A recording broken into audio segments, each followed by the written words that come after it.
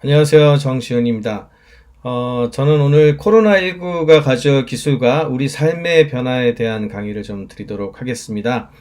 코로나19가 가져온 변화가 사실은 기술적인 부분도 되게 많지만, 이제 도시라든지 경제라든지 정치라든지 정말 삶의 구석구석에 거의 모든 영향을 미치고 있다고 할 수 있는데요. 그런 부분들을 전반적으로 이해를 하시면서 이런 거에 대응을 하셔야 앞으로 코로나19와 함께, 저는 코로나19 이후란 단어는 옳지 않은 것 같아요. 앞으로도 아마 코로나19하고 우리가 계속해서 같이 가야 될 가능성이 높기 때문에, 그런 차원에서 여러분들한테 좋은 이야기를 좀 들려드릴 수 있도록 노력을 하겠습니다. 일단 가장 먼저 알아야 되는 것은 코로나19라고 하는 사태 이후의 세계의 이제 큰 그림을 한번 보고, 그 다음에 이제 뭐 도시라든지, 그리고 우리 기업들, 그리고 조직, 그리고 개인, 이런 각각의 단위별로 어떤 준비를 해야 될지를 한번 생각을 해보겠는데요. 여러분들 잘 아시는 것처럼 코로나19라고 하는 이 상황이 사실은 뭐 판데믹이라고 그러죠. 전 세계를 대상으로 하는 전염병이 막 퍼져나가는 그런 현상이라고도 이야기를 할 수 있겠지만, 뭐 경제학적 관점에서는 리세션, 공황이라고, 굉장히 단어가 무서운 단어죠. 공황하고 비슷하게도 바라볼 수가 있습니다. 이제 실제로 올해 초에 조사를 했었던 상황, 그리고 올해 앞으로 이제 경제 전망 같은 수치를 발표한 것들을 보시면은, 여기 이제 캐나다나 이탈리아나 다 뭐 마이너스 5%에서 마이너스 10% 정도의 GDP 성장률을 뭐 기록할 것으로 생각을 하고 있죠. 이게 어느 정도 수치가 되는 건지 감이 잘 없으신 분들이 좀 계실 텐데요. 우리나라가 아마 가장 어려웠던 시기 중에 하나가 최근 새에서 IMF 때였다, 이렇게 기억하시는 분들 많이 계시죠? IMF 때 우리나라가 한 마이너스 7.8%, 이 정도였어요. 그러니까 지금 이제 코로나19 이후에 팬데믹 이 상황이 마이너스 뭐 5% 이하에서 10%까지 본다는 거는 정말 엄청난 숫자죠. 거의 모든 나라가 우리나라 IMF하고 비슷한 시기를 겪는 거라는 거하고 똑같은 거니까.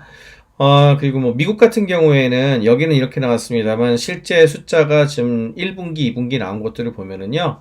이건 진짜 상상하기 어려운 숫자인데 마이너스 35% 이렇게 나오고 있습니다. 그러면 진짜 너무너무 고통스러운 거죠. 그래서 뭐 이 팬데믹이라고 하는 것이 그 보건 의료의 위기이기도 하지만 전 세계적인 어떤 경제 위기이기도 하다, 이렇게 이야기를 많이 하고 있죠. 또 한 가지는 이게 언제 극복될 수 있을까? 이에 대한 생각인데, 그래도 이제 이것하고 좀 비슷했었던 상황 몇 가지를 한번 보겠습니다. 1958년에 아시안 플루라고 하는 게 있었는데, 이때도 뭐 미국에서만 11만 6천 명 이상이 죽었던 그런 팬데믹 상황이었고요. 그 다음에 아시아에서는 물론 숫자는 그 정도까지는 안 됐지만 아마 뭐 사스라고 많이 들어보셨죠. 홍콩, 광동 지역 중심으로 해서 번졌던 사스가 있었고, 그 다음에 홍콩 독감이라고 1968년에 이것도 참 엄청 크게 번졌었던 인플루엔자가 있었습니다. 이 세 가지 같은 경우에는 대충 한 1년 정도 굉장히 안 좋아졌다가 그 다음 해에는 극복되는 양상을 보여줬었거든요. 근데 지금 현재의 코로나19는 제일 비슷하다고 생각하는 게 1918년에 스페인 독감이라고 부르는 게 그래도 제일 비슷하다고 많이들 이야기를 하고 있습니다. 스페인 독감 보시면 1년에 안 끝났어요. 한 2년 정도 갔었고, 그래서 그런지 지금 현재 코로나19 같은 경우에는 스페인 독감처럼 적어도 2년, 그러니까 내년 말 정도까지는 이 상황이 이어질 걸로 예상을 하고 있고, 길게 보시는 분들은 내후년까지도 보고 있고, 조금 더 비관적이신 분들은 이게 이제 계속 변형도 일어나고, 그 다음에 계속 변하니까요. 또 이런 일이 발생을 할 거고, 이 또 이제 그 전염병 말고도 우리가 지금 위기를 겪고 있는 게, 이번에도 태풍이 왕창 와가지고 느끼셨겠지만, 기후변화와 관련된 것들도 굉장히 크지 않겠습니까? 이런 것들이 계속 반복될 것이기 때문에 이런 새로운 상황에 적응하는 우리의 이제 자세라든지 생각들이 필요하다. 우리 삶의 어떤 패턴이나 생각도 많이 바뀔 필요가 있다. 이런 얘기들이 실제로 나오고 있습니다. 한편에서는 이런 경제학적으로 굉장히 안 좋아진 이 상황이 우리 세계의 전체적인 변화를 가져오게 되는데, 전쟁하고 비슷한 거 아니야? 이렇게 물어보시는 분들도 계세요. 그래서 전쟁 같은 경우에는 전쟁 상황에서의 경제는 어떻게 되냐 하면은요, 전쟁할 때 사실은 이겨야 되니까 과학기술이 엄청 빨리 발전을 하거든요. 그리고 사람들이 진짜 기업도 그렇고, 너무너무 열심히 일을 하죠. 그래서 혁신이 빨리 일어나요.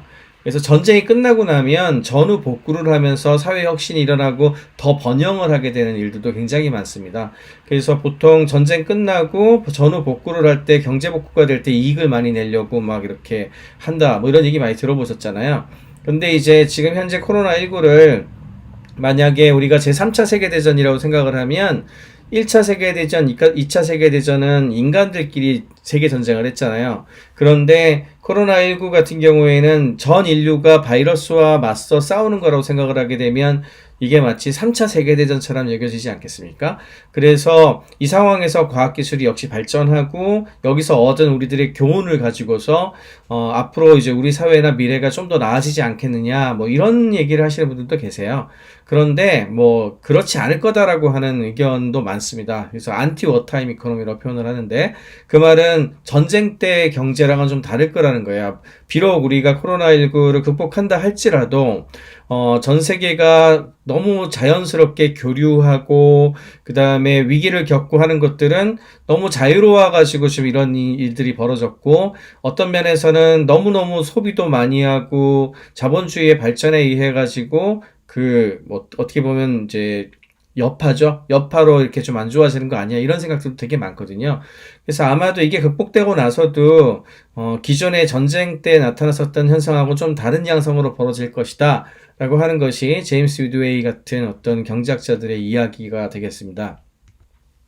실업도 굉장히 심각해요. 실제 숫자를 보면은 더 그게 좀 많이 와닿는데 이거는 이제 미국의 실업수당 신청하는 건수거든요. 그래서 이게 한 일주일에 평균적으로 올해 1, 2월 달 정도까지만 하더라도 한 뭐 35만 건? 뭐 요 정도였거든요, 숫자가. 그랬는데 가만히 보시면은 코로나19가 많이 퍼지기 시작하는 시점부터 뭐 굉장히 빠르게 늘기 시작을 해가지고 300만, 600만, 그러니까 뭐 10배도 아니고 20배 뭐 이렇게 늘어난 거죠. 그러니까 진짜 어마어마하게 실업과 관련된 부분에서도 굉장히 많은 사람들이 위기를 겪고 있다는 거를 이렇게 숫자로도 느낄 수 있다는 걸 알 수가 있습니다. 근데 문제는 이런 어떤 실업적인 측면의 문제 같은 경우에는 모든 산업이 동등하게 벌어지면 그나마 낫겠는데 그런 것도 아니에요. 가만히 보면은 어디는 굉장히 위기를 크게 겪고 있고 어디는 좀 덜 겪고 있거든요. 뭐 대표적으로 가장 크게 문제가 되는 게 매장 같은 데 많이 못 가니까 이제 뭐 도소매 그리고 음식점이라든지 이런 쪽 자영업 하시는 분들이 지금 제일 힘들죠. 그리고 이제 실업 쪽에서도 이게 굉장히 큰 거라고 얘기를 할 수 있는 게 사람들이 뭐 흔히 이마트라든지 뭐 코스코라든지 이런 소매 매장이 얼마나 고용을 하고 있는지 잘 모르시는 분들이 많아서 뭐 한두 개 문 닫는다고 뭐 그렇게 큰 대수야 이러시는 분들도 계시거든요. 근데 보통 그런 매장 하나가 문을 닫으면 수천 명이 실업이 돼요. 그러니까 정말 고용 효과가 큰 산업이거든요. 그러니까 이런 그 매장이 사라지고 이런 형태가 나타나게 되면 실업도 굉장히 영향을 되게 많이 받게 돼 있습니다. 그래서 뭐 이쪽이 제일 크게 고용 부분에 있어가지고 영향을 미치고 있는 산업군이라고 이야기를 드릴 수가 있겠고요. 제조 같은 경우에도 물품 판매되는 것들의 양이라든지 그 다음에 전반적인 경기 하강이 있으면 안 좋겠죠? 그래서 제조 같은 경우도 영향을 많이 받는 편이라고 하고 있어요. 상대적으로 교육이라든지 또는 뭐 정부 관련된 일, 공공섹터의 일 요런 쪽이 그나마 좀 덜 영향을 받는다고는 하는데 어쨌든 확실한 거는 굉장히 많은 산업 영역에서 코로나19로 인해서 괴로워하시는 분들이 많다는 걸 우리가 꼭 알아야 됩니다. 물론 이제 개개인별로 뭐 우리는 잘하고 있다 경우에 따라서는 이제 디지털 테크놀로지 같은 경우에는 지금 물 만난 고기처럼 더 잘 되는 회사들도 많거든요. 그런 것들도 있지만 이제 너무 고생하고 안 좋으신 분들도 많기 때문에 이런 것들에 대해서 이제 좀 다들 잘 이해하고 도와주실 수 있는 어떤 그런 부분들을 가지고 있어야 되는 거죠. 또 한 가지 굉장히 중요한 변화는요. 이게 이제 산업적인 변화라든지 경제학적인 변화 같은 것들도 나타나지만 우리가 살고 있는 도시 환경 같은 것들도 굉장히 많이 변하고 있습니다. 특히 새로운 도시로의 전환이 가속화되는 거 아니냐, 뭐 이런 이야기들이 나오고 있는데요. 제일 대표적인 것들이 아무래도 이제 재택근무하는 경우도 많고, 경우에 따라서는 많이 이동하지 말라 그러고, 많이 모이지 말라고 그러고 그러잖아요. 그러다 보니까 내가 이제 잘하고, 내가 있는 곳, 그러니까 생활하고, 그 다음에 자고, 먹고, 뭐, 요런 곳에 있는 이웃들이 굉장히 중요해졌어요. 그래서 그 해당 지역에 투자를 하는 게 굉장히 중요해졌고, 두 번째는 밀도가 높으면 피합니다. 그러니까, 예를 들어서, 우리 서울시 같은 경우에도 그 데이터가 한국신용 데이터나 이런 거 가지고서 좀 측정을 해보면 그 현상이 나타나는데요. 고밀도 도시를 피해요. 그러니까, 우리나라 지금 서울 같은 경우에도 뭐 같이 놀려면 옛날에 홍대라든지 명동이라든지 강남역 주 이런 데 갔었잖아요. 근데 그렇게 사람들 많이 모인 곳들이 경제적으로 굉장히 많이 지금 셧다운이 된 상태고, 그에 비해서 많이 좀 밀도가 높지 않고 원래 잘 살던 곳 있잖아요. 뭐 대표적인 곳이 서울로 치면 노원구, 강북구, 도봉구 이런 지역들, 그런 지역들 같은 경우에 상대적으로 타격을 좀 덜 받은 걸로 나옵니다. 또 한 가지는 제가 지인이 이제 실리콘밸리 계시는 분들 같은 경우에는 실리콘밸리도 잘 사니까 굉장히 많이 모였었잖아요. 근데 요즘에는 실리콘밸리는 굉장히 뭐랄까요, 좀 선제적으로 대응을 많이 해서 다들 뭐 이게 1년 이상 갈 것 같으니까 구글이나 페이스북 같은 회사를 보면은 내년 말까지 재택근무 이렇게 하거든요. 그러면은 이분들이 지금 한국에 들어온 분들 되게 많아요. 제 지인들도 한국에 많이 들어왔고, 옛날 같았으면 꿈도 못 꿀 일이죠. 예, 그렇게 뭐 되고 있기 때문에 이런 부분들을 생각을 해보면은 이제 고밀도에 있는 도시를 피해서 막 번져나가는 현상을 이야기할 수가 있겠고, 그 다음에 샌프란시스코에 지인이 지금 있는데, 샌프란시스코가 거의 고스트타운, 유령 도시처럼 사람이 없는 도시가 돼가고 있다 그래요. 그러니까 이것도 역시 고밀도로 이렇게 이제 모여 사는 것들을 피하는 경향이죠. 상대적으로 이제 교외로 나가는 사람들 굉장히 많아지고, 우리나라 같은 경우에도 아마도 뭐 남양주라든지 뭐 양평이라든지 이런 데 쪽으로 좀 나가시는 분들도 많이 계신 것 같고, 뭐 그렇습니다. 이게 제가 지금 이렇게 좀 그 부정적인 얘기 좀 많이 드렸는데, 그치만 이제 인류는 뭐 언제나 좀 진화를 하지 않습니까? 대응을 해요. 그리고 도시도 그에 맞춰서 대응을 하죠. 그래서 아마도 앞으로 우리가 생각하는 좀 좋은 도시, 그리고 잘 살 수 있는 도시는 옛날처럼 너무 고밀도는 아니면서도 공공보건을 최우선으로 하면서 좀 안전성을 좀 많이 갖추는 그런 도시를 선호할 가능성이 높고요. 그 다음에 건물 디자인이라든지 이런 것도 많이 바뀔 거예요. 예를 들자면 지금 아파트에서도 이번에 이제 일부 이 뉴스 들으셨겠지만 엘리베이터 한 라인을 통해 가지고 전파가 된다든지 이런 거 공조 시스템 같은 거 좀 바뀌어야 된다는 얘기거든요. 그리고 뭐 환기라든지 이런 게 굉장히 중요해졌잖아요. 그러면 그런 것들을 잘 고려한 건축 양식 같은 것들이 들어간 그런 도시, 이런 것들이 되게 많아질 가능성이 높죠. 거리도 많이 바뀔 것 같아요. 사람들이 이제 직접 만나서 매장 같은 데 많이 들어가서 뭐 이런 것들을 좀 덜 할 거고, 그러면 매장 숫자가 좀 줄겠죠. 그렇게 되면 거리 모습이 아마도 지금하고 좀 달라지지 않을까. 사람들이 선호하는 도시의 모습이 지금과는 많이 달라지지 않을까. 이렇게 예상을 하고 있고, 이런 미래 도시에 맞춰서 건축이라든지 새로운 도시공학적인 디자인을 하시는 분들도 요즘 생겨나고 있습니다. 그 다음으로 이제 기업이라든지 개인 입장에서도 이제 가치관도 이제 변하는 거예요. 이제 무엇이 중요한가에 대한 생각도 되게 많이 달라지는데, 지금까지는 자본주의라고 하는 것이 우리의 가장 중요한 거였으니까 돈을 많이 벌고 잘 살고 이런 게 최고야, 이런 생각들이 많은 사람들한테 가 있었잖아요. 근데 이게 가만히 생각해 보면 모든 걸 다 자유롭게 하고 무한히 성장해서 이익을 많이 내는 것이 최고야 라고 했었던 것 때문에, 그런 걸 잘했던 곳들일수록 이 코로나19의 대처를 잘 못하고 있잖아요. 미국이라든지 서유럽이라든지 이런 나라들을 보면은. 그래서 무한 성장해서 돈 많이 버는 것도 중요하지만, 이제는 개인도 그렇고 가족도 그렇고 기업도 그렇고 나라도 그렇고 어떻게 하면 많은 사람들과 함께 잘 살아갈 수 있을까 하는 지속 가능성에 대한 중요성이 많이 올라가고, 그러면서도 변화가 계속 있으니까 그런 변화에 대응할 수 있어야 되므로 혁신 같은 것들도 해야 되는 뭐 이런 생각들을 많이 하게 되겠죠.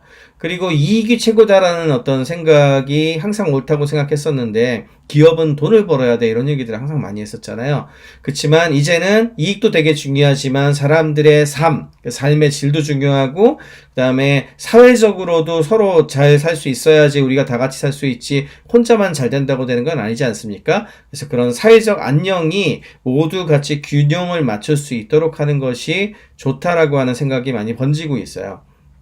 그리고 최근 코로나19와 함께 나타나는 가장 뚜렷한 현상 중에 하나가 기술을 잘 쓰는 곳들이 비교적 이런 걸 잘 극복하고 있거든요. 그래서 기술이라는 것을 두려워하거나 나하고는 별 상관없는 거야 라고 이야기를 하기보다는 기술에 대해서 조금 더 편안하게 생각하고 기술을 나의 친구로 해서 언제나 쉽게 쓸 수 있도록 하는 마음가짐을 가지는 것이 또 굉장히 중요하겠습니다.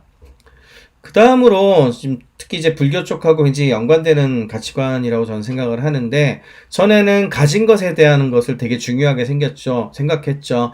누가 무엇을 가지고 있고 내 재산이 이렇게 많고 이런 것들을 자랑하고 그랬었는데 이제는 이게 계속 변화가 되니까 뭐 가진 것보다는 어떻게 될 거냐, 앞으로 어떻게 살 거냐라고 하는 how, 어떻게라고 하는 것에 대한 질문을 많이 하게 됐고요. 그리고 삶에 대해서도 생각을 옛날보다 더 많이 하게 되는 것 같아요. 존재 그 자체에 대한 고민도 굉장히 많고요. 이런 쪽으로 중요성이 이제 넘어갑니다. 조직의 입장에서도 전에는 대량 생산을 하고 그 다음에 뭐 생산성이 좋아야 되니까 그런 거를 하기 위해서 제어를 잘하는 게 굉장히 중요한 그래서 관리 체계라든지 이런 걸 최고로 쳤었는데 지금은 그것보다는 각자 잘해야 되는 게 굉장히 많죠. 그리고 협력을 통해서 해결해야 되는 일들이 너무너무 많습니다. 그렇게 되기 위해서는 진짜 사회적으로도 제일 중요한 것들이 명령체계라든지 이런 것들보다는 상호 간의 신뢰와 존중 같은 것들이 앞으로 더 중요한 가치관으로 자리 잡을 가능성이 높고 개개인들이나 커뮤니티가 굉장히 발전을 해야 지금과 같은 어떤 위기가 계속 닥칠 텐데 그런 거를 좀 잘 대응을 할 수가 있게 되겠죠. 그래서 중요하게 생각하는 것들도 이렇게 많이 변하고 있어요. 그러다 보니까 정치적으로도 큰 변화가 있을 거라는 얘기가 나오고 있습니다. 지금 영문으로 되어 있는 거 제가 캡처를 했는데 아주 유명한 저널이에요. 이게 이제 Foreign Policy라고 하는 저널인데 뭐 우리나라 대통령 선거도 그렇고 미국 대통령 선거도 그렇고 전 세계에 어떤 정치학적 변화가 있을 때 뭐 가장 많이 인용되는 저널입니다. 여기에서도 이제 코로나19 특집을 뭐 다뤘어요. 코로나19와 함께 전 세계의 어떤 역학구도라든지 정치학적인 생각 뭐 이런 부분들이 앞으로 어떻게 변할 것 같으냐 이런 것들을 세계적인 석학들의 어떤 의견을 모아가지고 뭐 이렇게 글을 쓴 거죠. 그렇게 해서 이제 실었는데 그 중에 한 개를 제가 가지고 와봤습니다. 스테판 월트라고 한 분이 특히 이 이야기를 많이 했는데요. 제목부터가 굉장히 좀 쇼킹하죠. 세계가 옛날보다는 덜 개방적이고 번영하고 자유로울 것 같다 이런 얘기를 했어요. 그러면서 여기 보면은 사우스 코리아 얘기가 나옵니다. 한국, 와, 그리고 싱가포르 이렇게 얘기가 나오죠. 무슨 얘기냐면 이 팬데믹을 잘 대처하는 곳들을 봤더니 흔히 얘기하는 지금의 자본주의, 1차 산업혁명, 2차 산업혁명 이후에 크게 성공했었던 자본주의 국가들, 유럽이라든지 미국이 진짜 너무 못하고 있죠. 여러분들도 너무 깜짝 놀라지 않으셨습니까? 소위 선진국이라고 했었던 곳들이 그 서양의 브랜드를 가지고서 우리가 최고야 뭐 이런 게 있었는데 진짜 뭐 미국은 하루에 지금 확진자가 6만 명씩 나오고요. 영국도 10,000명이 넘어가고 뭐 이런 식의 상황이 계속 되고 있다 그러잖아요. 이게 좀 이해가 안 되는 부분이 굉장히 많으시죠. 사실 한국 같은 경우에는 마스크 쓰라고 하면 다들 잘 쓰고 남들을 배려하고 그래서 우리나라는 좀 늘어나는 것 같다가도 계속 잡히지 않습니까? 그런데 어떻게 된 것이 선진국이라고 하는 뭐 이탈리아, 뭐 스페인, 뭐 그리고 뭐 미국 보면은 다 말도 잘 안 듣고 자기들이 잘났잖아요. 그리고 뭐 자기네들이 자유가 중요하고 그래서 마스크 안 쓰고 다니고 다 옮기고 다니고 그걸 보면서 아 이거 뭔가 좀 이상하다는 생각 안 드세요? 그런 거를 우리뿐만이 아니고 서양 쪽에 정치학하시는 분도 느끼시는 것 같아요. 그러니까 이게 물론 이제 여러 가지 이유가 있습니다. 우리 동양 쪽이 잘하는. 법적인 측면에서 봤을 때에는 예를 들자면 한국은 메르스 사태 때 뭐 이 그 전염병이 퍼지는 게 큰 위협이 될 수 있으니까 개인정보 같은 것들 되게 중요하긴 한데 이런 상황에서는 위기 상황이니까 개인의 정보를 가지고 와서 우리가 트래킹한다 그러는데 추적도 하고 테스트도 하고 이렇게 해서 경우에 따라서는 자가 격리도 시키고 이렇게 해서 관리를 하잖아요.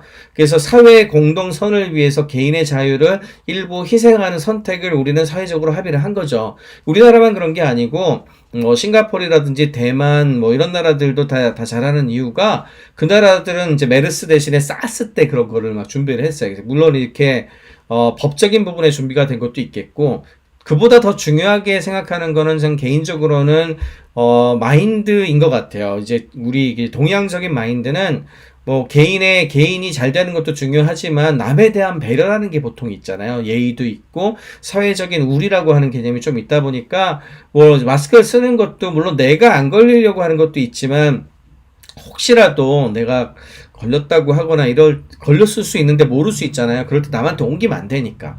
이런 거 배려한다고 쓰시는 분도 굉장히 많지 않습니까? 그래서 그런 부분들이 사실은 이런 위기 상황에서는 훨씬 더 잘 극복하더라는 거죠. 그러니까 뭐 개개인의 자유를 중시해서 역량을 끌어내는 거는 미국이나 서양식 그런 게 굉장히 잘 됐을지 모르겠지만 위기 상황에서는 다 같이 극복을 해야 되니까 다 같이 극복하는 거는 동양적인 어떤 그런 접근이 더 낫더라 이런 얘기들이 나오고 있고 그걸 통해 가지고 이제 동양 쪽에 대한 어떤 그 생각들에 다시 생각해보는 그런 계기들이 요즘 많이 되고 있는 것 같아요. 그러면서 초글로벌화 시대가 끝난 거 아니라는 얘기까지 많이 하고 있습니다. 산업 각각을 쳐다봐도요, 좀 진짜 너무 큰 변화가 많은 것 같아요. 예를 들어, 지금 보여드리는 그래프 진짜 어마어마하게 푹푹 떨어지는 그래프인데, 이거 이제 항공사 관련된 거죠. 일부는 항공사 주식을 너무 많이 떨어졌기 때문에 지금 사자 뭐 이런 얘기 하시는 분들 좀 계신데, 워렌 버핏 같은 분들이 사실은 뭐 굉장히 유명한 투자자잖아요. 가치 투자, 뭐 근본적인 어떤 뭐 파운데이션, 기초를 이용해서 투자를 하시는 분인데, 이분 심지어는 과거에 이제 뭐 리먼 브로더스 사태, 2008년에 글로벌 금융위기 때, 그때에도 뭐, 세계적인 신문의 일면 전체를 통으로 사가지고, 바이 아메리카, 미국 주식을 사라. 미국이 그렇게 쉽게 무너지지 않아. 이런 거 하셨던 분이었거든요. 근데 최근에 코로나19 때 가장 먼저 하신 일이 5대 항공사 주식을 다 매각을 했어요. 한 주도 안 남기고. 그 이유는 이게 금방 끝날 것 같지 않다는 거죠. 아마 이런 식으로 계속 될 거예요. 근데 이게 항공사만의 문제가 아니죠. 우리나라도 지금 뭐 이스타 항공도 그렇고 그 다음에 아시아나도 그렇고 굉장히 지금 항공사가 어렵잖아요. 뭐 매각 같은 것도 잘 안 이루어지고 정리해고도 하시 너무 고통스럽죠. 인천공항 숫자 같은 경우에도 뭐 거의 10분의 1로 줄어들었다 그래요. 그러니까 이렇게 크게 줄어들고 변화가 양상이 큰 거는 진짜 뭐 이 항공사가 이제 큰 변화를 가지고 오고 있죠.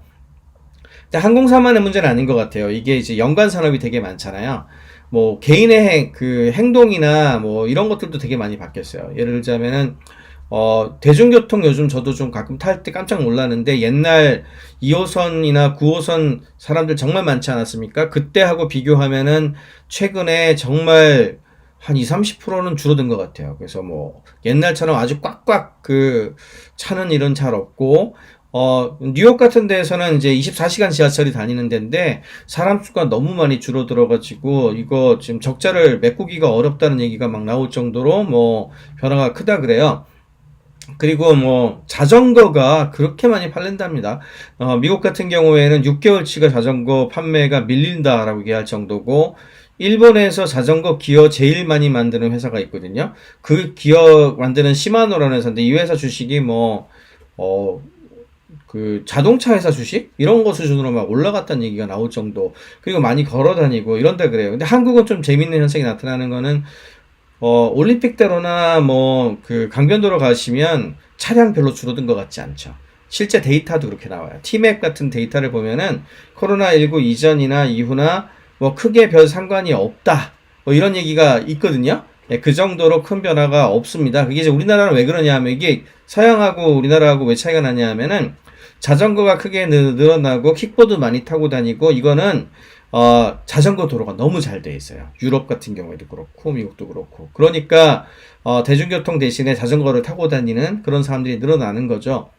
근데 우리나라는 뭐 물론 이제 한강 고수부지라든지 뭐 양재천 같은 데라든지 여의도라든지 이런 데는 자전거 타고 다니게 좀 돼 있죠. 그렇지만 도시 전반에 다니기 편하게 우리 서울이라고 하는 도시가 돼 있지는 않잖아요.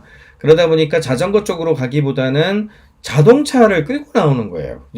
그렇다고 해서 뭐 버스나 지하철 이런 건 좀 마음에 걸리니까 뭐 자동차를 갖고 나오는 거죠. 그래서 전체적으로 이제 출퇴근을 하는 사람 수는 줄었지만 차를 갖고 오는 사람들이 늘어나니까 이게 플러스 마이너스가 돼가지고 강변도로나 올림픽대로는 차가 그대로 많이 있는 거죠. 그리고 여러분들이 집에서 하는 생활도 되게 많이 바뀌셨을 거예요.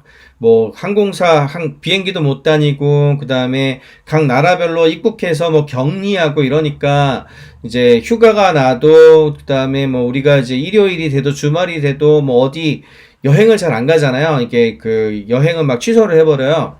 그러면 이게 돈이 또 있잖아요. 이 돈을 갖고 딴 데 써야죠. 그래서 집에서 할 수 있는 다양한 레저 활동에 돈을 쓴다든지 바깥에 나가서 산책을 하거나 최근에 뭐 차박 같은 거 한다든지 이런 게 늘어나는 게 다 그래서 그렇지 않습니까? 그리고 투자하는 것도 되게 많이 바뀐 게요. 처음에는 줌이라든지 구글 미트처럼 이런 디지털 도구를 활용해서 일을 해야 되니까 그런 소프트웨어나 서비스 쪽에 투자를 많이 했어요. 근데 이게 뭐 한두 번으로 끝나면 모르겠는데 한두 달이 아니고 뭐 1년, 2년 앞으로 계속될 거라고 생각하니까 그러면 컴퓨터도 되게 좋아야 되고 그 다음에 카메라도 좀 괜찮아야 되고 경우에 따라서는 뒤에 벽지도 좀 바르고 뭐 이래야 되지 않겠습니까? 그러니까 사람들이 그러면 어차피 집에서 일하는 어떤 이런 상황이 뭐 일정하게 계속 이루어진다고 한다면 우리가 좀 더 좋은 컴퓨터도 사고 카메라도 좋은 거 사고 뭐 이래야 되겠다는 생각이 드시죠? 그래서 제가 올 초에 좀 예측했었던 것 중에 하나가 하드웨어, 특히 컨슈머 하드웨어, 집에 있는 게 많아지기 때문에 가전제품이라든지 혹은 PC라든지 여기에 대한 투자가 늘어날 것이다. 그리고 그렇게 되면은 뭐 전자 부품들도 좋아질 수밖에 없거든요. 그렇게 예측을 했었는데 아니나 다를까 최근 뭐 발표들 보시면 삼성이나 LG 같은 곳들 소비자 전자 제품에 대한 어떤 판매량이 과거 신기록을 세울 정도로 많이 늘어나고 있잖아요. 이렇게 1단계, 2단계, 3단계 계속 변해갑니다. 좀 지나면 아마도 인테리어 같은 것들도 변하고 우리 집 같은 것들도 뜯어고치는 사람도 나올지도 몰라요. 왜냐하면 원래는 회사 가서 일을 했으니까 계속 집에서 일할 상황이 없으니까 집에 일하는 공간이 없거든요.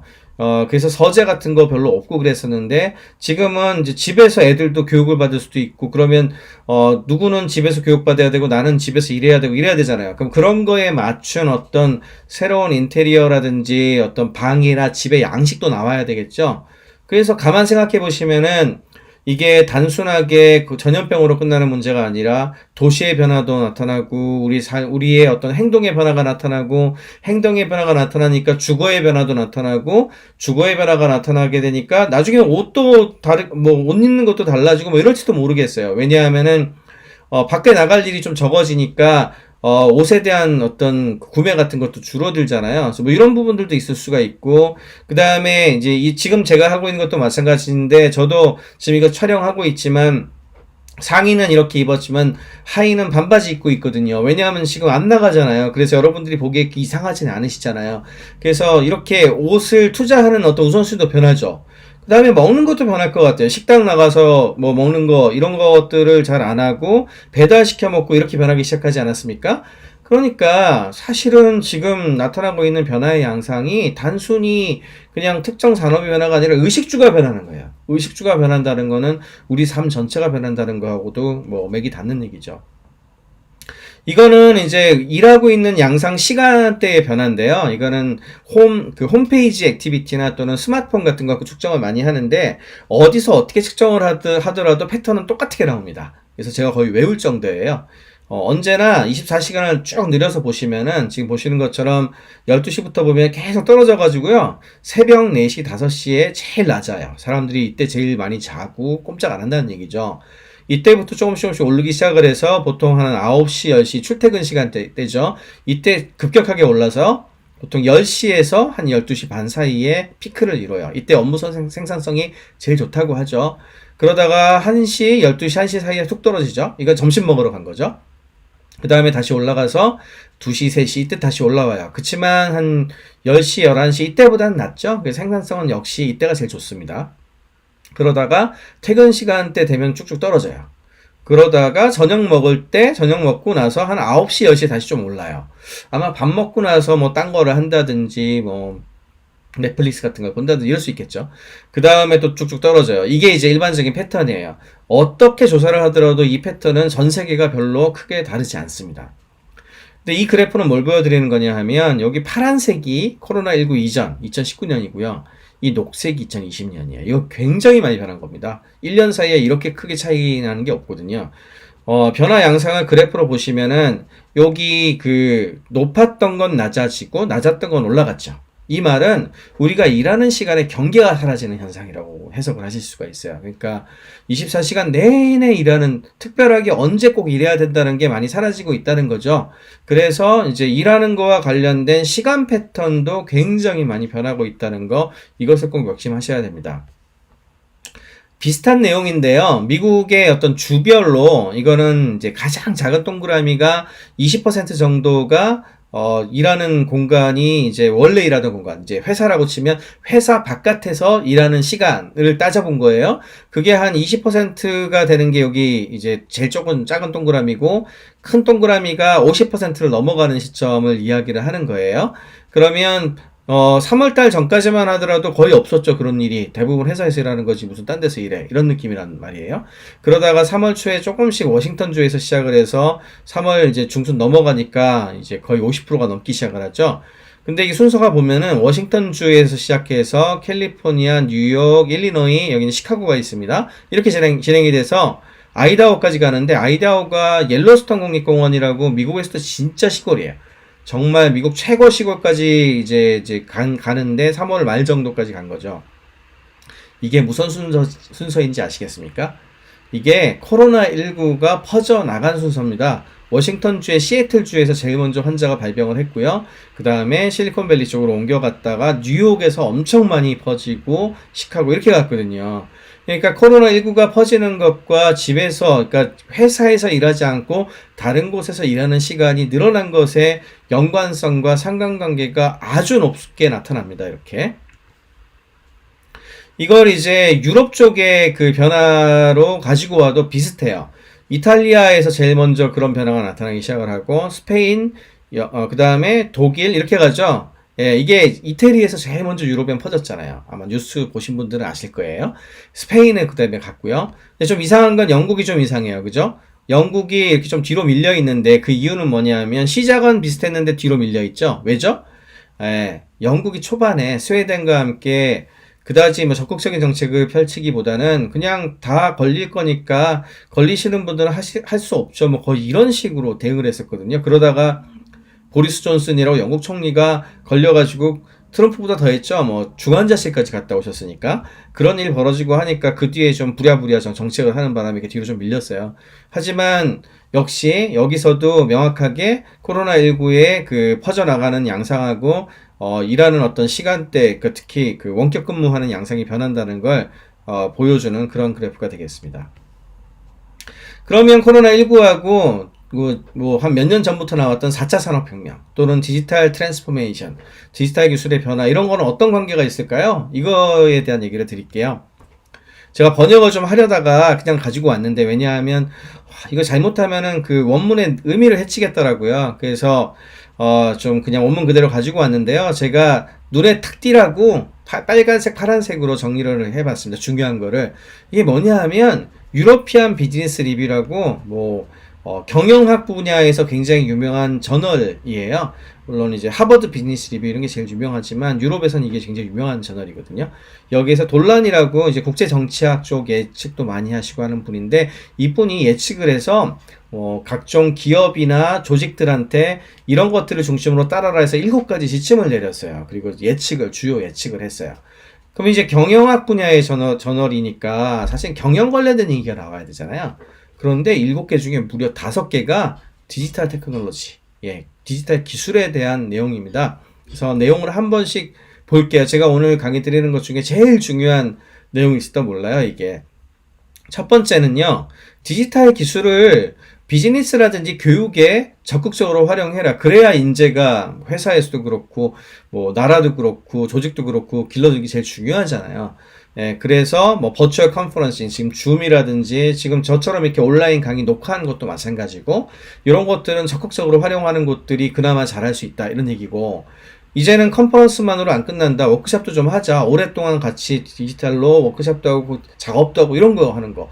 그런 워크숍 관련된 것들도 필요하고 그 다음에 아까 제가 잠깐 언급해드렸죠. 집에서 일하는 상황이 높아지니까 집에서도 그 일할 수 있는 홈 오피스를 만들어야 되는 거 이런 부분들을 지원하는 거 이게 되게 중요하다. 그리고 교육도 학교 못 가는 경우 많잖아요. 대학도 못 가는 경우 많고 그러니까 집에서 교육을 받을 수 있도록 하는 홈 베이스드 에듀케이션도 굉장히 중요하다. 근데 저도 아마 예측해서 쓰라 그랬으면 이건 꼭 썼을 것 같아요. 1번. 뭐 이게 1번입니다. 2번은 굉장히 멋지게 썼는데 뭐 스마트 머신과 인간의 협력. 근데 지능적으로 협력해. 되게 멋있게 썼는데 아마 보통 사람들은 그냥 AI 썼을 것 같아요. 인공지능이 중요하다. 디지털 기술이 많이 보급이 되잖아요. 그럼 인공지능이 점점 중요해져요. 왜 그러냐? 우리가 이제 지금 저도 이걸 녹화를 하고 있잖아요. 만약에 제가 강의를 하는 것들을 대면으로 했으면 여러분들이 그때 와서 듣고 그냥 잊어버리셨을 거예요. 그리고 이걸 다시 분석을 하거나 이럴 수 없었겠죠. 왜냐하면 데이터로 남지 않았으니까. 근데 이렇게 녹화를 해놓으면요, 나중에 인공지능 기술이 좀 좋아지잖아요? 그러면 제가 얘기한 게 글로도 나올 수 있고요. 그 다음에 글뿐만이 아니죠. 요약을 할 수도 있고요. 하이라이트만 편집을 해서 볼 수도 있고, 키워드 뽑아내가지고 이게 중요합니다라고도 할 수도 있어요. 그러면 그게 기록으로 남아서 AI가 결합을 하게 되면 훨씬 가치가 높아지겠죠. 그래서 AI 기술이 디지털하고 되게 연결이 잘 돼요. 그래서 이런 것들이 많아지면 많아질수록 AI 기술은 굉장히 중요해집니다. 근데 단순히 AI가 중요해라고 쓰지는 않고 뭐라고 했냐 하면은 그런 AI하고 인간하고 잘 협력하는 게 결국엔 제일 중요해. 그러니까 당신네들이 AI 같은 기술에 대해서 잘 익히고 그걸 잘 활용하는 인재들이 많은 기업이나 조직이 된다면 이런 위기를 극복하는 데 큰 도움이 될 것이다. 이런 얘기를 한 거예요. 근데 저도 아마 이 얘기도 썼을 것 같아요. AI가 중요하다는 건 확실한 얘기니까요. 세 번째. 이때부터 제가 참 놀랐습니다. 세 번째 뭐라 그랬냐 하면 디지털 채널. 지금 보여드린 이런 디지털 채널을 활용해서 소통을 해라. 그게 직접 만나는 것보다 이제는 제일 중요한 게 됐다. 맞는 것 같아요. 저도 이제는 직접 만나는 걸 좀 꺼리게 되더라고요. 아무래도 이제 옮길 가능성도 있고 그러니까. 그렇다고 해서 안 만날 수는 없잖아요. 그렇게 커뮤니케이션 해야 되니까. 그래서 일단 이메일 같은 것들을 제일 먼저 하는 것 같고요. 전화 받는 것보다도 이메일이 중요해지는 것 같아요. 그리고 이제 내용이 좀 괜찮으면 우리 이제 디지털로 뭐 컨퍼런스 같은 거 연결해 가지고 좀 회의합시다. 화상 회의합시다. 이러는 거죠. 그럼 화상 회의를 해서 괜찮다 그러면 뭐 실사를 갈 수도 있고 그때 이제 훨씬 줄어든 다음에 이제 직접 만나기도 하고 혹은 뭐 어떤 게 있을까요? 뭐 계약서 같은 거 쓰는 것도 지금 인터넷으로 할 수 있거든요. 도장 안 찍고 일본도 좀 도장 찍는 거 없애라 그러고 있잖아요. 그렇게 하게 되면은 이제 굉장히 달라지겠죠. 또 한 가지가 제가 충격적으로 받아들였던 건데, 예를 들어서 이제 뉴욕 같은 경우에 브로드웨이 쇼가 내년 상반기까지 지금 중단돼 있어요. 근데 브로드웨이 쇼 관련된 그런 문화 인력들이 뉴욕에 8% 가까운 일자리를 만든 거더라고요. 근데 이게 노래 부르는 사람이나 공연하는 연극 배우나 이런 사람들, 뮤지컬 배우 이런 사람들 뿐만이 아니고, 관련된 것들이 다 합쳐지니까 이렇게 많은 거거든요. 그러면 이제 그 사람들 지금 일자리 다 사라진 거잖아요. 큰일 났죠. 한국도 연극 배우라든지 또는 콘서트 하시는 분들 타격 되게 많이 받았죠. 그런데, 그뿐만이 아니에요. 여러분들이 예를 들어 무슨 행사 같은 거를 할 때, 우리 무슨 제품 런칭했으면 이럴 때, 사람들 모아가지고 이벤트도 하고, 나눠주기도 하고, 그 다음에 사진 찍어서 PR 자료 뿌리고 이러잖아요. 근데 그런 부분들을 지금 못하죠. 사람들 모으면 안 되니까. 그러면 이거 손 빨고 있어야 됩니까? 아니죠. 만약에 우리가 유튜브라든지 혹은 페이스북이라든지 이런 것들을 되게 잘하고 있었다면 우리는 디지털 채널이 있으니까 고객들하고도 이걸로 직접 소통할 수 있습니다. 이럴 수 있잖아요. 그러니까 그런 것들은 잘 대응을 하게 돼 있어요.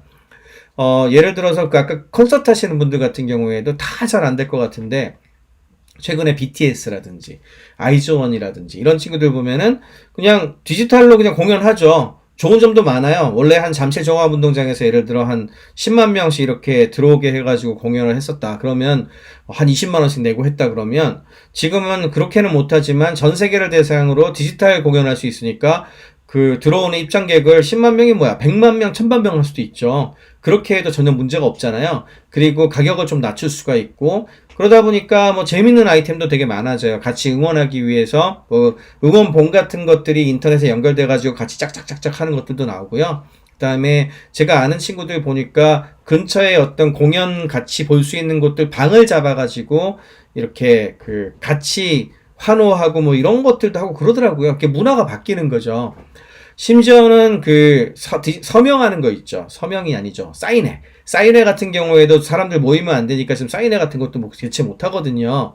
근데 팬들하고 만나야 되는데 어떻게 하느냐? 저 깜짝 놀랐는데요. 줌 사인회라는 게 생겼어요.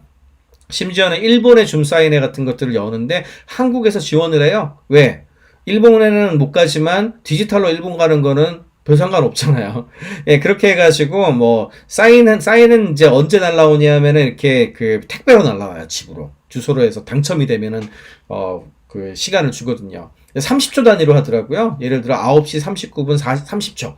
이때 대기를 하고 있다가 그 시간 딱 되면 내 얼굴 딱 나가고 나는 누구예요? 얘기하고 저쪽에서는 아이존 누구예요? 얘기하고 인사하고 막 수다를 떨다가 고맙습니다. 이렇게 하고 나서 이제 그 서로 얼굴 통성명하고 얘기하고 그 다음에 사인이 날라오는 거죠. 이거 15만 원씩 받아요. 그러니까 이런 걸 잘 활용하는 곳들은 여전히 이걸 할 수 있는 거죠. 이런 것들을. 그러니까 디지털 채널을 디포트로 잘 활용하는 것들이 굉장히 또 중요한 팁이 되고 있습니다. 생산이라든지 소비 같은 경우도 되게 많이 변해요. 옛날보다 훨씬 대규모로 갖고 있으면 변동성이 심하니까 잘못하면 재고로 남을 수 있죠. 요즘 이제 마스크 같은 경우가 대표적인데 너도 나도 마스크가 필요하다 그러니까 올 초에 마스크 기계를 가지고 와서 왕창 만들었다가 지금 상황이 변하니까 어떻게 할 수가 없게 돼 있죠. 이처럼 변동이 심할 때에는 너무 한꺼번에 돈을 투자를 많이 하고 많이 갖고 와서 싸게 많이 가져오는 게 중요한 게 아니고 필요로 할 때 필요로 하는 만큼 생산해서 주는 게 중요하거든요. 그렇게 딱 맞춤형으로 뭔가를 할 수 있도록 하는 그런 게 되게 중요해질 것이라는 얘기를 했고 마지막으로 이제 알고리즘과 관련된 그런 컴퓨터 프로그램과 관련된 어떤 그 기술이 되게 중요해지니까 그런 플랫폼하고 내가 같이 만든 것이 나올 거 아닙니까? 예를 들어 음악이 나올 수도 있고 글이 나올 수도 있고 작품이 나올 수도 있고 솔루션이 나올 수도 있겠죠. 얘네들의 오너십이 과연 옛날처럼 니네 거냐 아니면 플랫폼을 제공한 회사들과 같이 가지고 있느냐 뭐 이런 것에 대한 얘기들도 나오고 있어요. 이것처럼 앞으로 기업 환경에서부터 시작을 해서 조직의 모든 환경들이 과거와는 크게 달라질 거니까 그에 대한 대비를 하라는 이야기를 하고 있습니다. 프로스터 앤 설리반이라고 이곳은 어디냐면 그 세계적인 컨설팅 기관이거든요. 여기에서는 코로나19와 함께 굉장히 중요한 10대 기술을 꼽았어요. 이걸 다 설명드리면 오늘 시간이 많이 모자라기 때문에 제가 그냥 간단하게 이름만 좀 알려드릴게요. 인공지능 중요하다. 아까도 말씀 많이 드렸죠. 인공지능 항상 나오고요. 블록체인, 갑자기 블록체인 나왔는데 이거는 2017년에 대한민국을 강타했던 코인 얘기가 아니에요. 그 이야기가 아니고 뭐 아까 말씀드린 것처럼 그때그때 전 세계가 연결돼 가지고 필요로 한 만큼 생산하고 소비하고 그 다음에 물류로 보내고 하려면 전 세계를 대상으로 어디에서 어떻게 생산돼서 누구한테 거래가 되는지를 추적할 수 있는 뭔가가 필요하잖아요.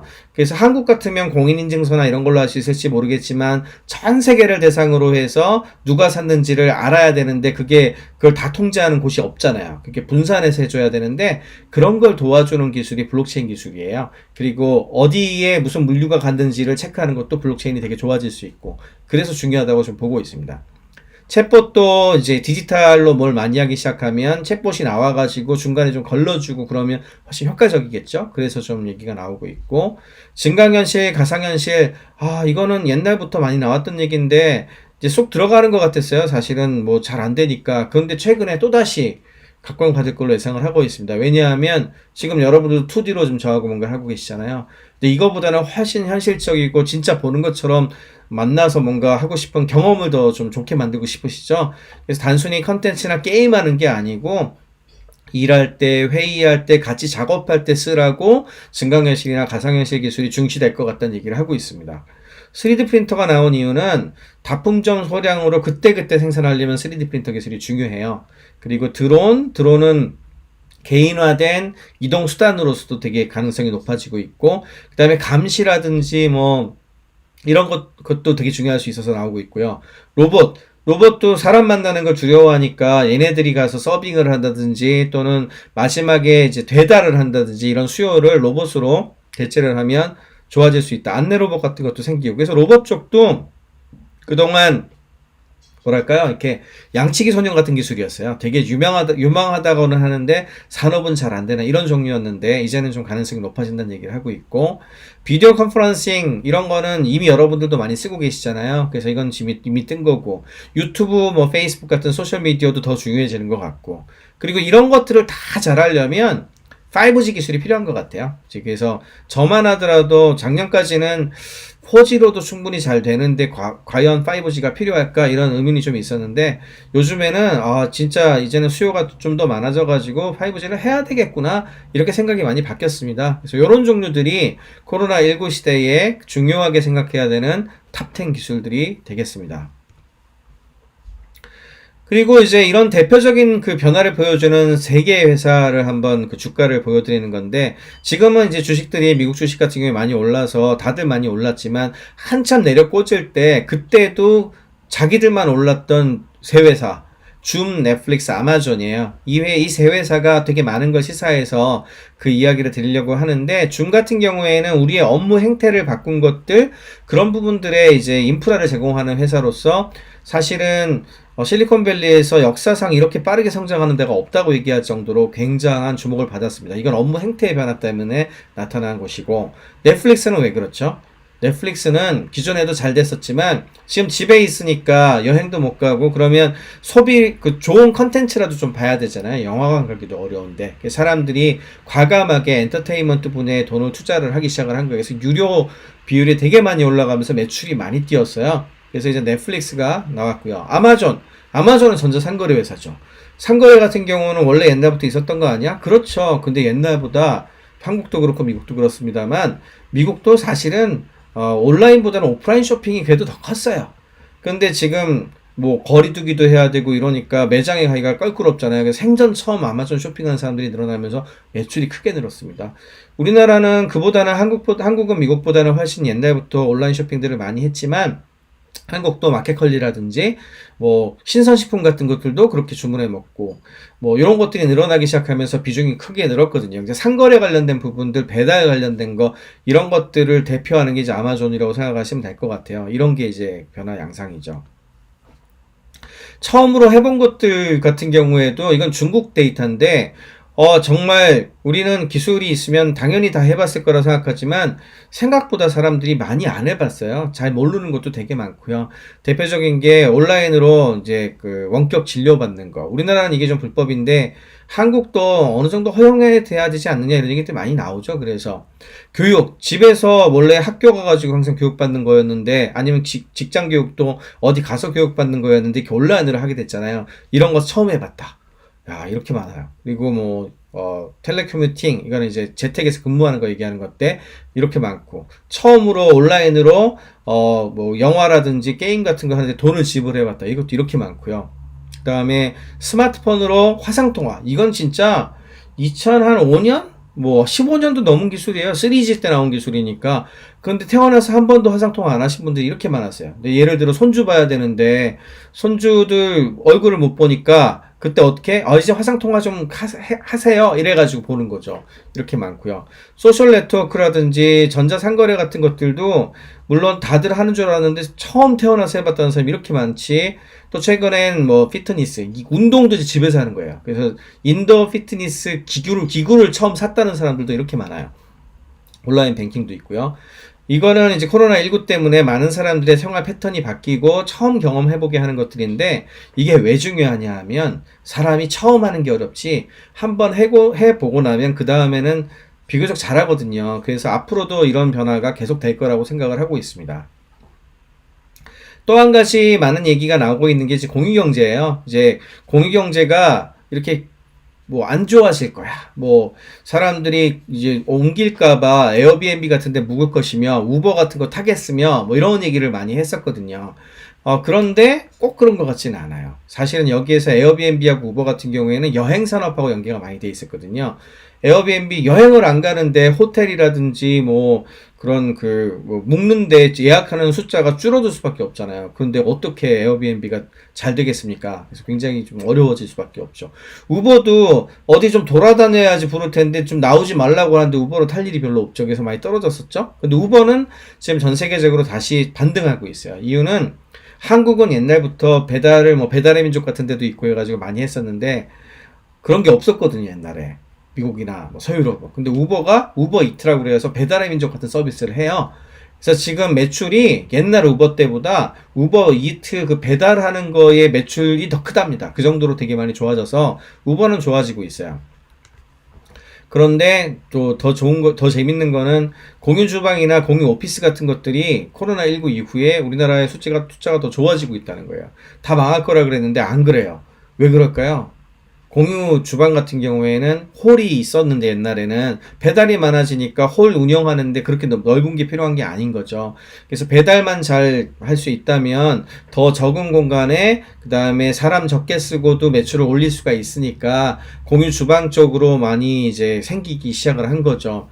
오피스는 왜 그러냐? 오피스 같은 경우에도요, 이게 변화가 많으니까 어쩔 땐 재택하고 어쩔 땐 오라 그러고 어쩔 땐 돌아가면서 해야 되고 뭐 이런 경우가 막 비일비재하잖아요. 그러면 굉장히 넓은 오피스를 1년씩 갖고 있으면 너무 나가는 돈이 많죠. 경우에 따라서 계속 바뀌고 이래야 되는데 그런 변화 양상에 대응하기 위해서는 공유 오피스 같은 게 훨씬 편리하거든요. 그래서 공유 오피스 같은 거에 대한 선호도 같은 것들이 많이 올라가기 시작하는 그런 변화도 나타나기 시작합니다. 자, 여기 중요한 거는 다들 이제 일반적으로 얘기하는 것처럼 공유 경제가 다 안 좋은 게 아니고 케이스 바이 케이스라는 거야. 상황에 따라서 어떤 것들은 더 좋아진 것들도 있고 어떤 것들은 좀 더 안 좋아진 것들도 있고 이런 거죠. 그런 부분들을 잘 생각을 해서 이제 미래를 전망하는 게 굉장히 중요합니다.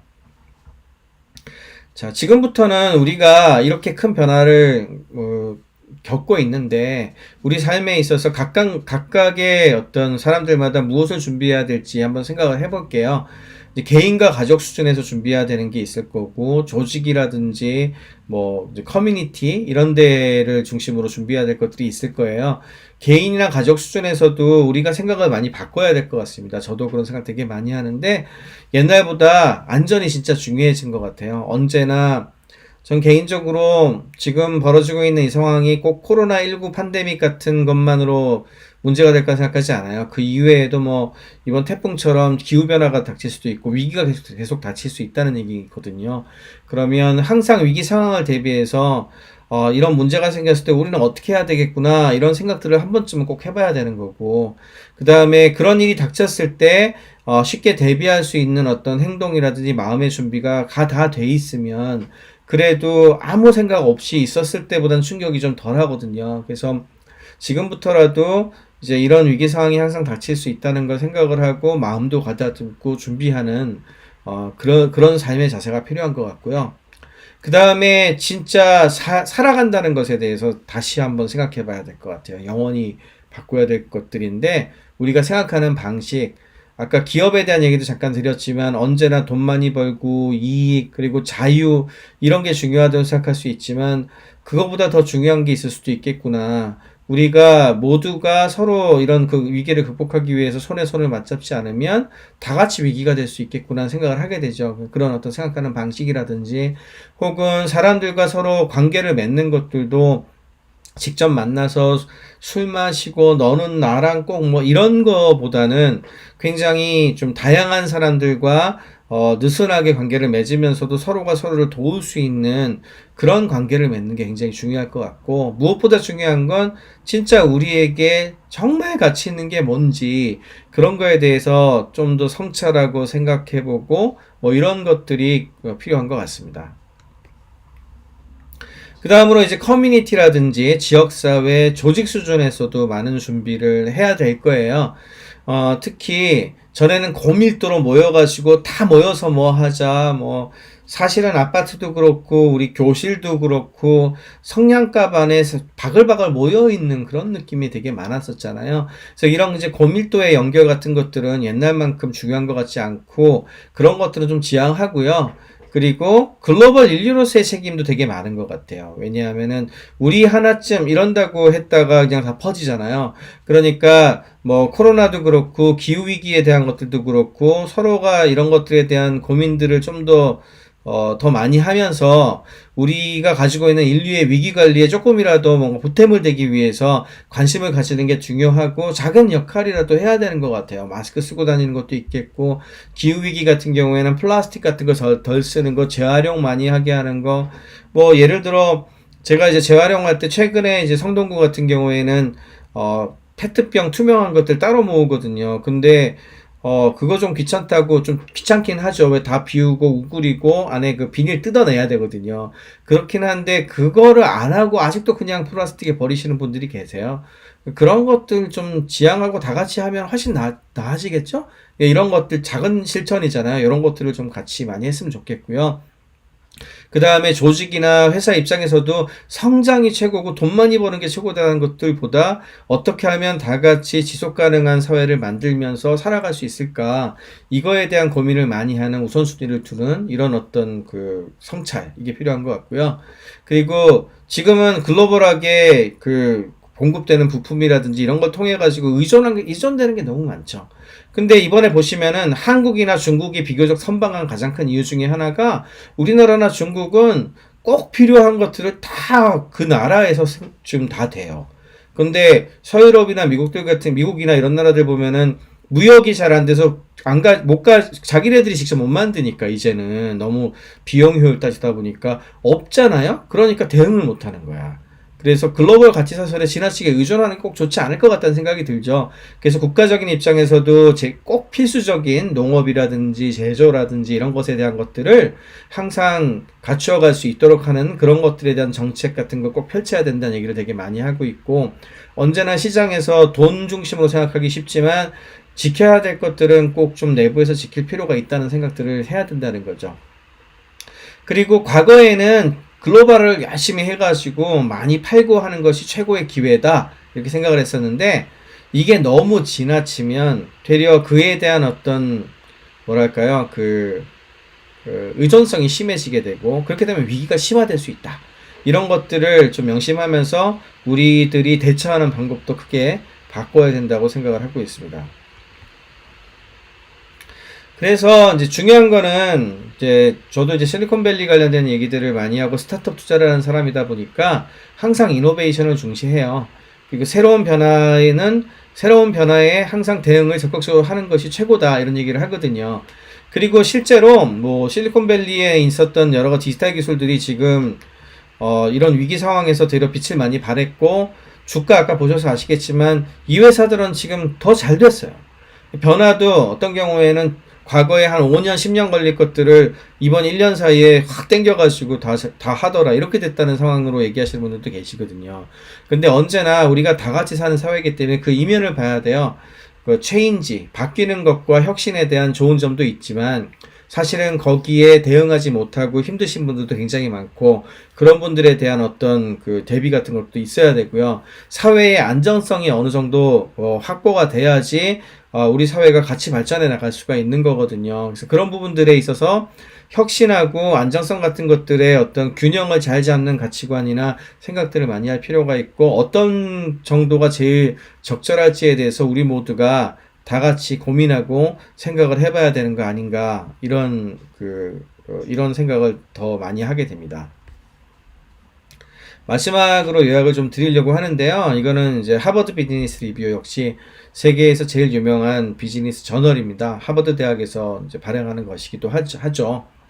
그래서 이게 이제 코로나19가 굉장히 큰 위기긴 한데, 위기의 역사 관점에서 배우는 교훈을 이제 여기에서 좀 언급을 했어요. 과거에 사스 같은 것부터 시작해서 여러 가지 위기들이 많이 있었기 때문에 경제학적 관점, 미시경제학적인 관점, 거시경제학적인 관점, 정치적 관점에서 우리가 과거의 교훈을 삼아서 대비해야 되는 어떤 이야기를 정리를 한 게 있는데, 이 이야기를 마지막으로 드리고 저의 강의를 마칠까 합니다. 미시경제학적인 관점에서는 위기는 언제나 신기술이라든지 새로운 비즈니스 모델에 대한 수용성을 높여요. 그러니까 움츠리고 있는 것들도 움츠리고 있는 것이 너무 인지상정이죠. 그게 일단 처음에 반응인데, 그렇게만 머물기보다는 새로운 어떤 시도 같은 거를 하면서, 많은 기회를 한번 탐색하는 것도 되게 중요하다는 얘기.